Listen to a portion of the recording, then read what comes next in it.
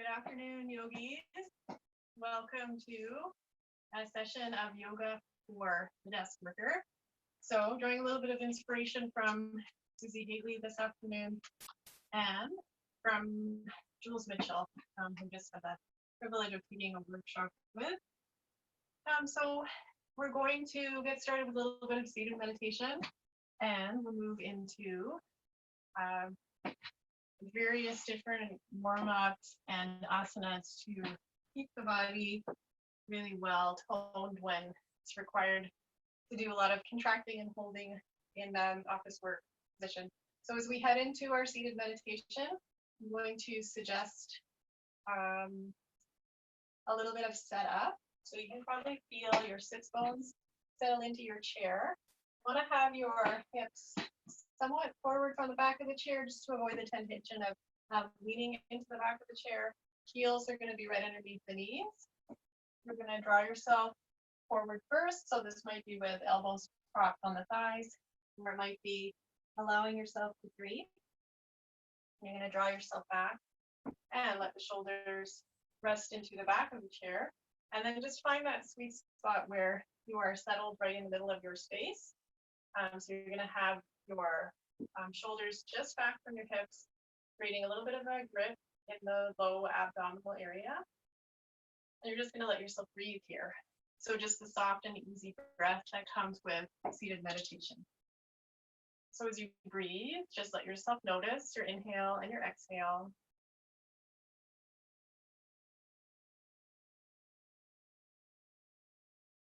You can notice the body here. So you might have body parts that are a little colder right now or a little warmer. Just noticing how temperature is kind of behaving around various parts of the body at present. You might have parts of the body that feel a little bit grippy or stuck, areas that feel relaxed.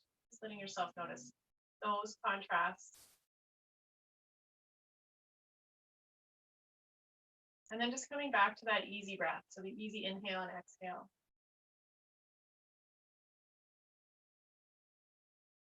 And bring your hands together at the heart center.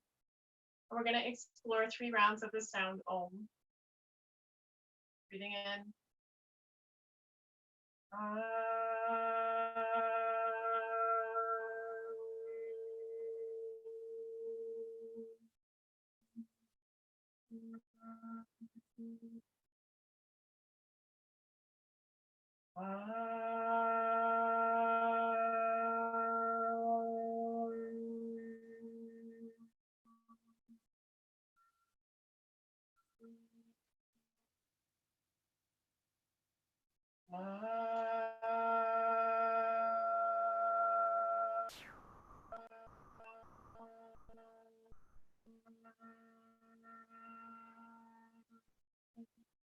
And just taking a nice inhale through the nose,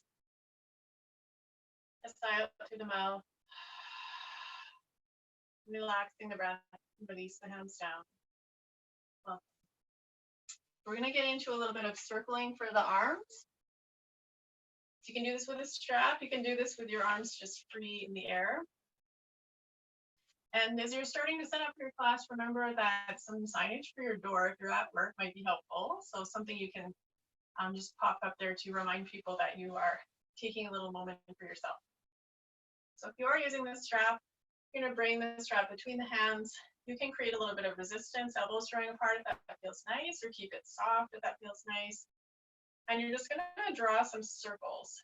So there's no real right or wrong to your circle pattern. It's just kind of feeling what's available in the arms in terms of range of motion and noticing where the body might move. So you might feel movement in your shoulders, in your rib cage. And again, not about right or wrong, just sort of feeling that motion and movement. And you can switch directions with your circles. And you can draw a few figure eights.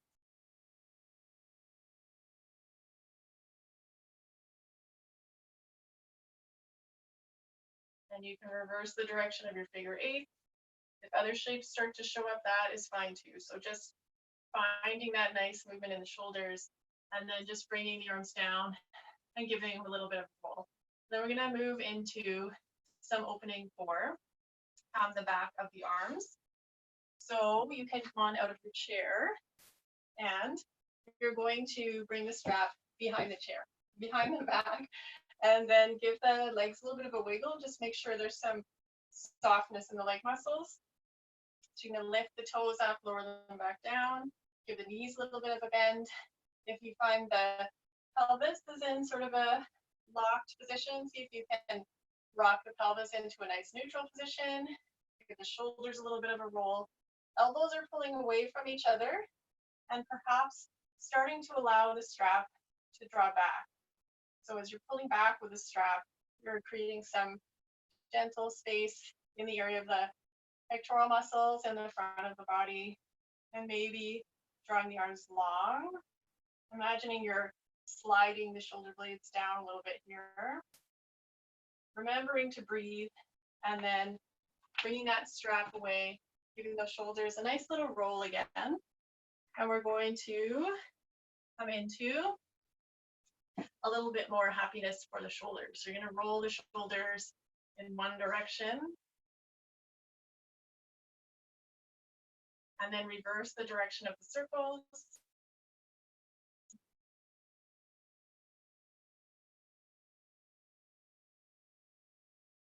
And then you're going to bring your hands onto your shoulders and just draw little circles with your elbows.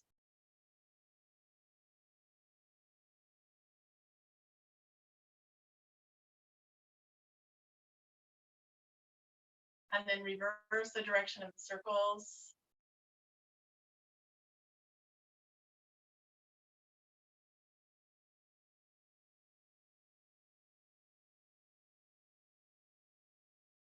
And then we're going to come into a little bit of eagle arms or Garudasana arms. So you're going to bring your arms nice and wide and then bring the right elbow underneath the left.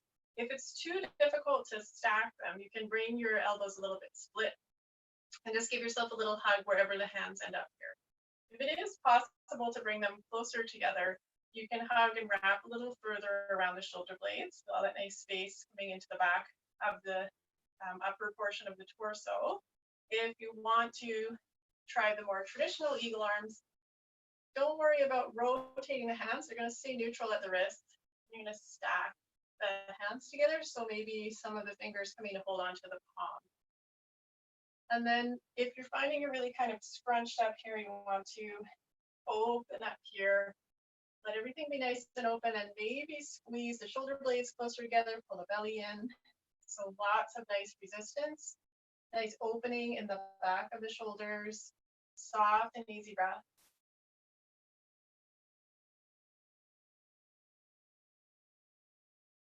And then you can unwind and shake it all out. And you're going to come into side two. So nice wide sweep of the arms, left elbow underneath the right. Again, you have the option of sort of stacking the forearms and holding on to the shoulder joints. If it's possible to bring the elbows stacked, you can, again, just give your shoulder blades a nice little squeeze, or you can bring the hands up and bind together. Again, try not to rotate the wrists. Try to keep the wrists fairly neutral here. If you're squished again, opening, squeezing in, remembering to breathe.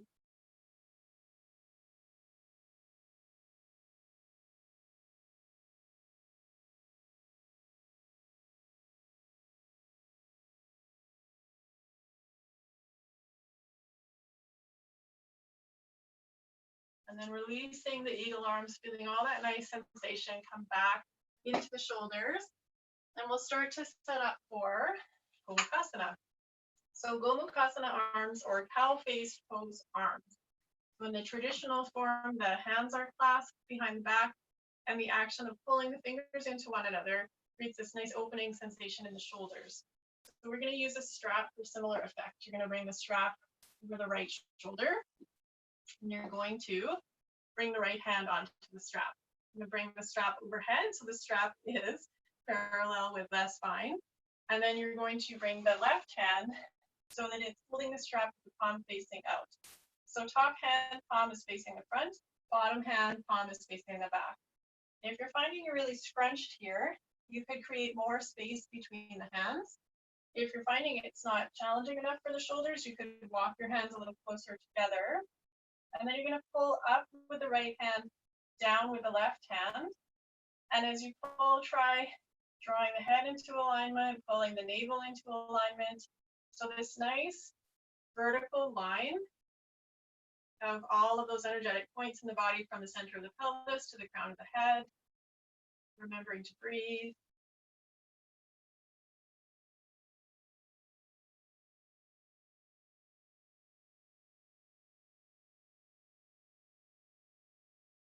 And then you can unwind and switch the strap around to the left shoulder and reverse that action. So you're going to bring the left hand to the strap and lift it up to the center of the body at the back, and the right hand is going to come down.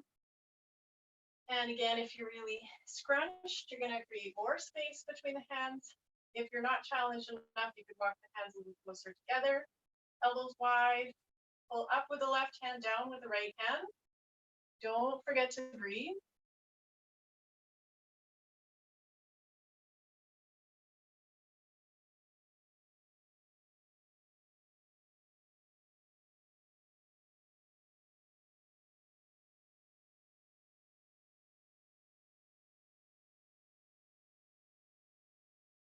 And again, you're going to bring that strap away, bring it off to the side. And you're going to give the arms a little bit of a shake, give the shoulders a little bit of a roll. And then you're going to come on up to a standing position. And find your way to the back of the chair. And you can come into a little bit of a Utkatasana leg here. If the body is not loving that, you could come into more of a Uttanasana leg. So whatever's feeling most pleasant for you today. We're just going to let the arms rest on the back of the chair. And then we're going to take the back of the left hand to the chair. And imagine there's a weight on the left elbow, pushing the left elbow down. So you'll be pushing the back of the hand into the chair and then livening the tricep on that left arm.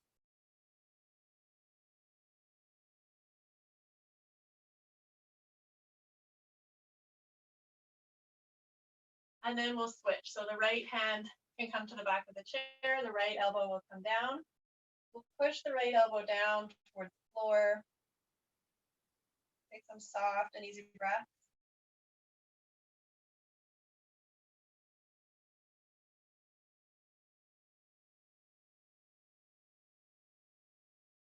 And then we'll just repeat that again. So you're going to bring the back of the left hand to the chair and press the elbow down.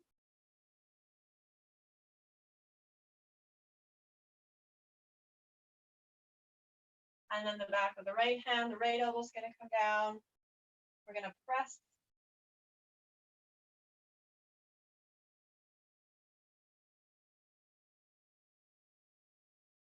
And then we're going to come on back up and just let the body move a bit. So if anything started to feel a little bit stuck or static there, you can just let everything stretch out a little bit. And then we're going to come on back down and fit. And we're going to shake a little bit. So if you have any arthritis and you find shaking the limbs is unpleasant, you can instead just make fists and release for the lower portion of the arm. And then just again back to some gentle shoulder rolls for the upper portion of the arm. If shaking is not uncomfortable for you, you're going to flick your fingers and then shake out your wrists. And then let your arms shake all the way up into the shoulders. Move them around the room a little bit. So shaking is super good for our lymphatic systems, just to strengthen our immunity.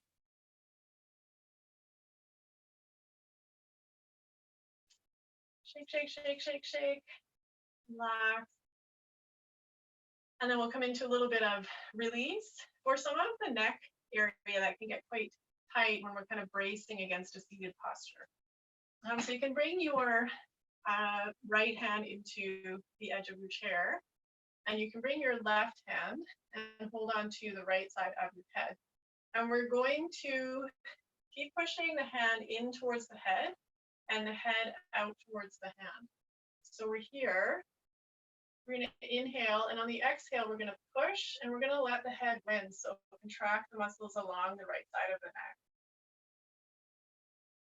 And then we're going to inhale, relax. Exhale and push.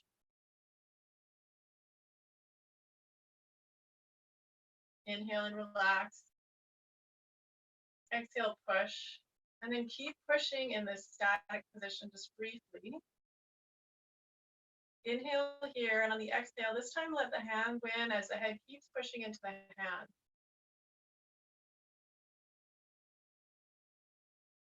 And then you can relax and bring yourself to the center. So this is about 30% of your full effort that you're putting into this motion.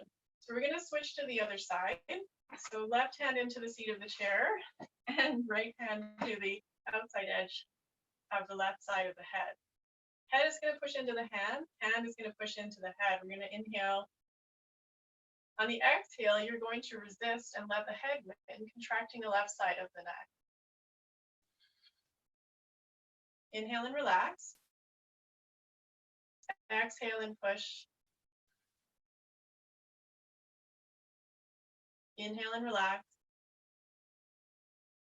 Exhale and push. And then just keep pushing head into hand into head. Inhale in the static position. On the exhale, keep pushing the head into the hand, but let the hand win and stretch out that left side of the neck. And then just relax and let the head float in the center. Just let the head and the mind find that place in the middle where they're both kind of aware of where your center is. And we're going to come into a little bit of a seated pigeon. And so your level of comfort in your hip will dictate where you go with this. So you could bring your left foot on top of your right ankle. It's a very gentle version. You could bring it above the knee with less of an angle in the knee of the right leg, or you could bend up the right leg more if you are trying to get a little more stretch into your external rotators in your left hip. You're going to bring your right hand to the bottom of your left foot and your left hand onto your left knee. So now just try a little bit of resistance if that's comfortable. So push the foot and the hand together, push the knee and the hand together. Remember to breathe.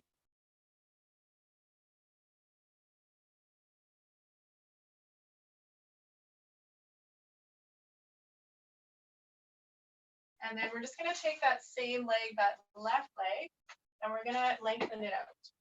And so we need to keep a bend in the left knee. Push the left heel into the floor. And then imagine you were trying to drag the heel back towards you, just starting to kind of enliven this left hamstring muscle. If you need extra support in this, you can bring your hands and push into the quadricep as you drag the heel back. Or you can even hold a little bit underneath the left hamstring area.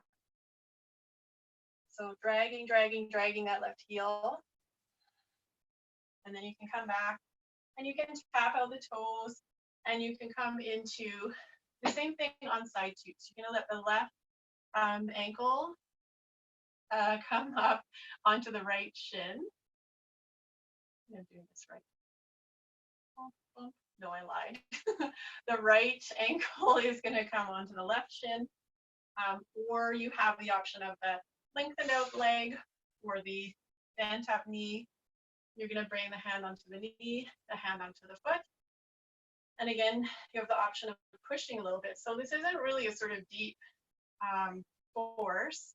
It's just a bit of resistance. So hand into knee, knee into hand into foot, foot into hand. Pausing and breathing and letting those external rotators on the right hip find their happy place.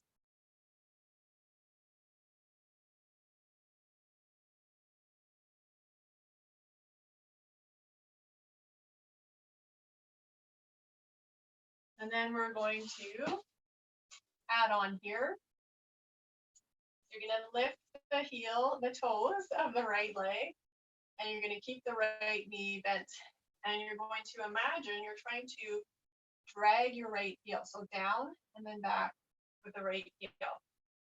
And again, if it feels a little bit floaty here, you can ground by pushing down on your right hamstring, or pushing down on your right quadricep or holding onto the back of your right hamstring.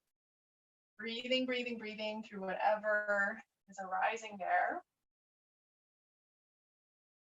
And then you can bring yourself back and just let those knees swing out a little bit side to side. And then we will carry on from there, a little bit of standing pigeon. Okay, so you're going to bring yourself back to the back of your chair.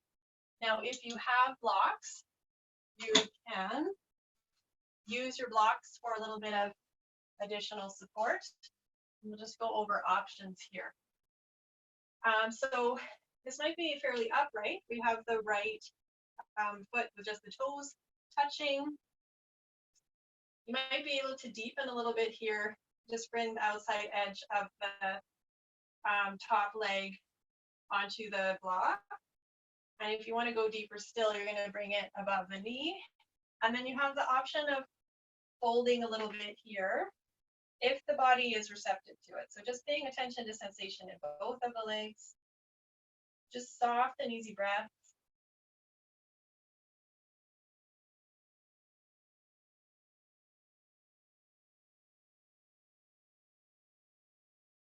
And then you can come up, shake the legs out, and come into your side two. So again, you might just work with a toe touch, or you might work with a little bit more external rotation in that top hip, or a little more still here.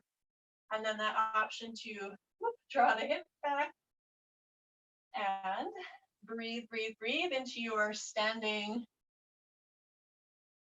Ekapada Raja Kapalabhasana, one-legged king pigeon pose. I don't know why there's so many words in this particular asana, but there are.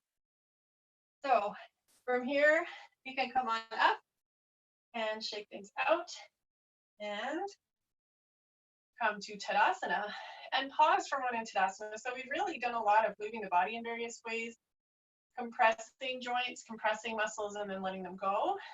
So Tadasana is a fairly neutral pose. It's a nice place to feel how energy might flow through the body after we have directed it into or out of one body part at a time. So are there any body parts now that felt tight at the beginning, or warm or cold at the beginning, that have shifted at all? We're going to come into a little bit of a side bend here. So you're going to take the heel of the right hand to the side of the head, the palm of the left hand to the left leg. We're going to inhale here. On the exhale, you can resist a little bit, head into hand, hand into head, and this time let the shoulder come along and come into a little bit of a side bend. You can continue to resist here. The resistance will foster a little bit of a deeper opening along the right side of the body. And then just see if you can really expand the ribcage through the in-breaths and relax it back towards the spine with the out-breath.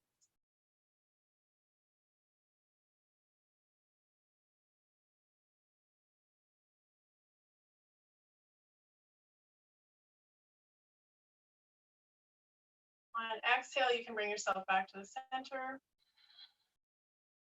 Roll out the shoulders and come into side two. We'll inhale in the center. And on the exhale, we'll slide over and down.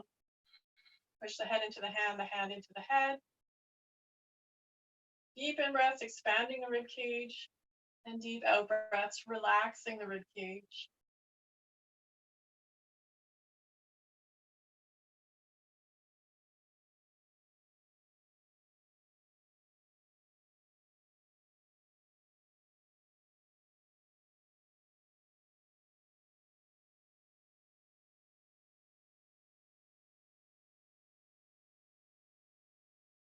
And then you can come on out again, roll out the shoulders, shake out the leg.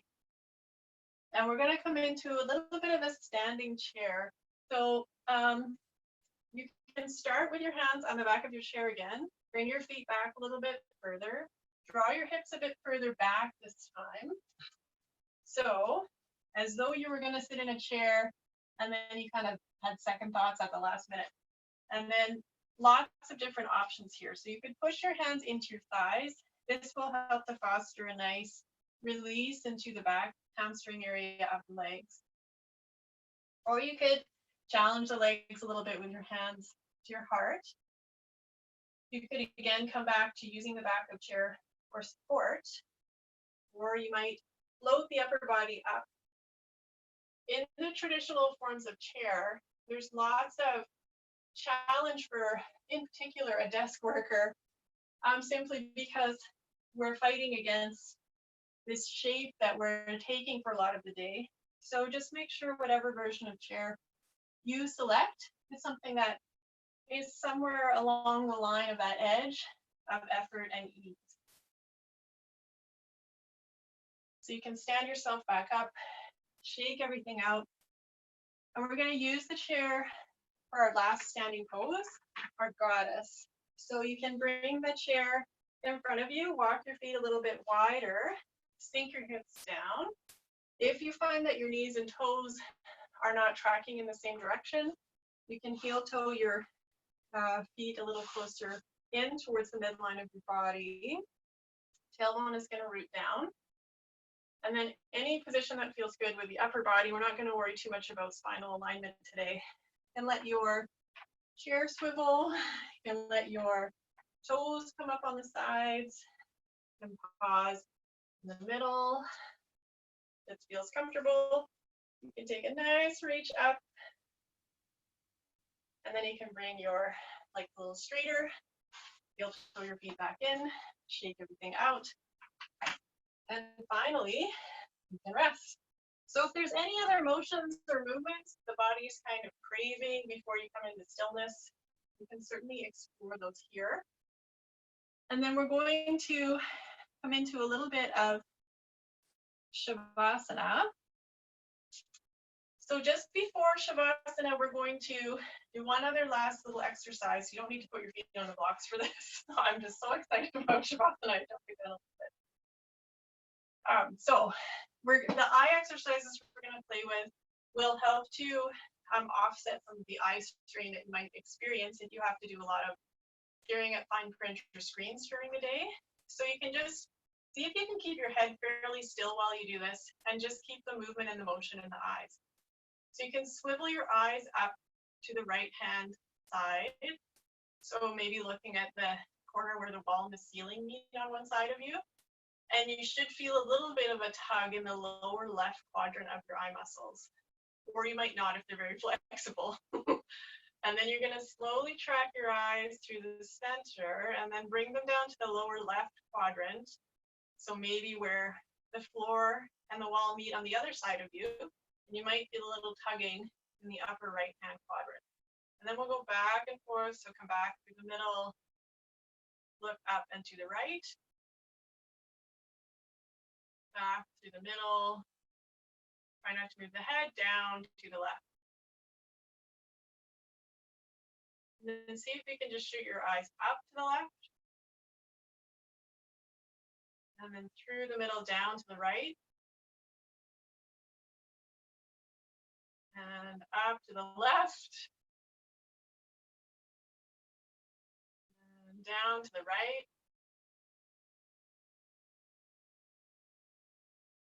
And then through the middle, straight up. And straight down. And straight up. And straight down. Back to the center and off to the right. Through the center and off to the left. Through the center, off to the right.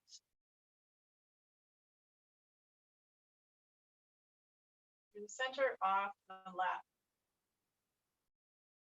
And then drawing a big circle with the eyes down towards your own legs, over to the right, up towards the ceiling, back towards the left wall, down to the floor, Try to connect all the dots in your little circle up to the right, up to the top, over to the left, and down to the floor,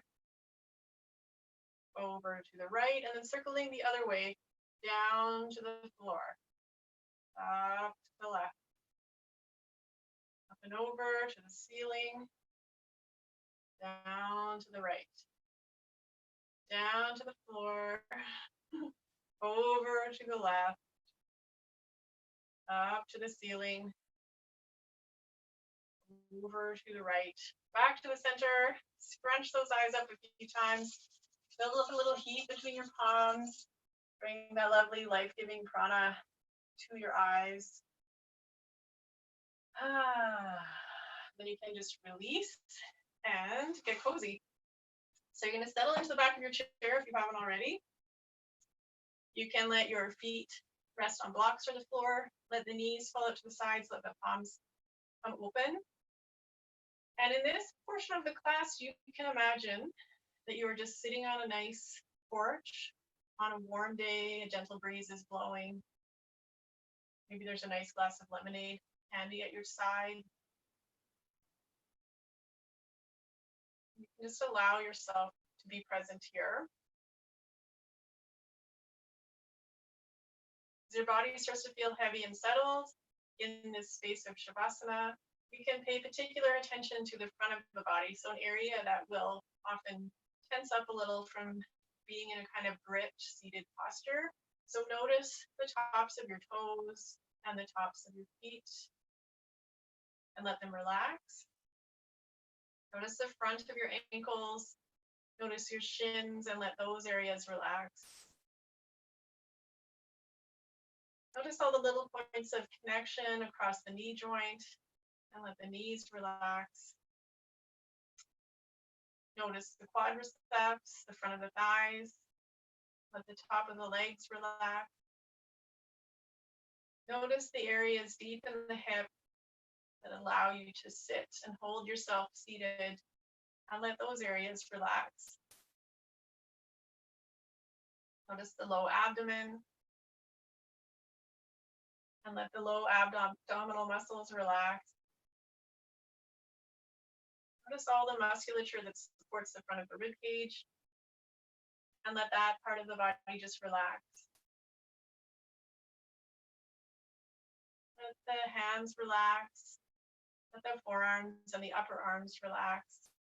Notice the area at the front of your shoulders, muscles that might contract and hold the shoulders rounded forward. Let those areas of the body just relax. The collarbones settle down.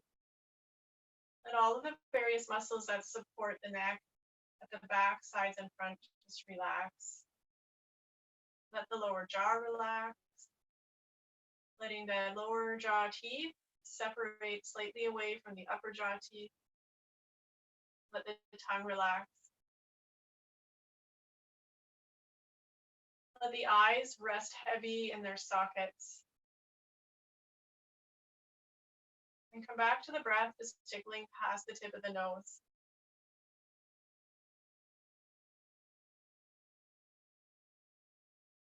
Allowing yourself to notice that sacred act of breathing life in and breathing life out.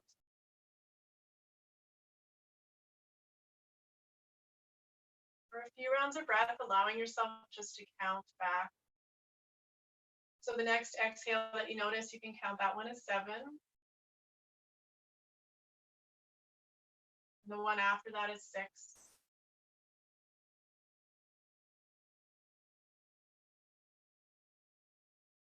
Slowly counting your way backwards towards 1.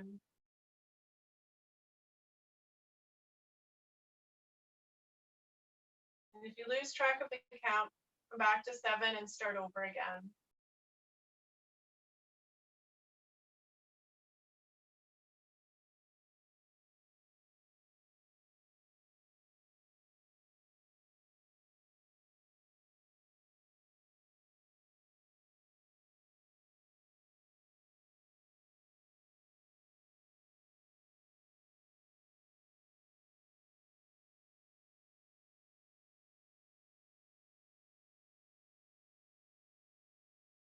And then slowly from here, you can move away from counting the breath.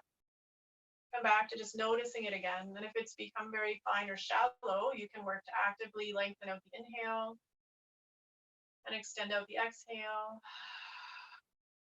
Slowly start to move the body again, wiggling the fingers and the toes. You can start to stretch things out, reaching the arms out overhead, stretching the feet out down below, as though you were just waking up from a long, deep sleep. Allowing yourself to come back to an upright position with the shoulders stacked slightly above the hips, head resting in a balanced place at the top of the spine. Maybe the index fingers and the thumbs touching together for Jnana Mudra, this gesture of wisdom and knowledge.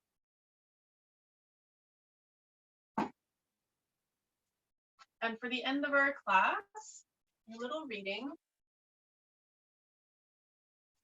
from an anonymous author, and it's entitled Peace. It does not mean to be in a place where there is no noise, trouble, or hard work. It means to be in the midst of these things and still be calm in your heart. So as you move forward with your day from here, keep this calmness in your heart, and it will steer you along your path in a peaceful and certain way. We'll take a moment and thank all the yogis through time about the practice here before us today. Thank those around us for sharing in the community of practice. And most importantly, thank yourself. You can bring your hands together at the heart center. We'll close our class again today with a shared Om. Breathing in.